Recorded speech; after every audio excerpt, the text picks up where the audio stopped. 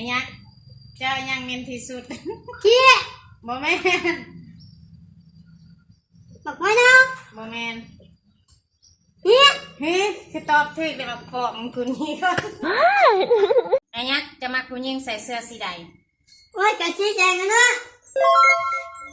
ทรงผมสั้นหรือยาว กระชันตัว อ้าวสันกูแม่สเปงจะย่างตีนี่แบบพ่อมึงเอ้ย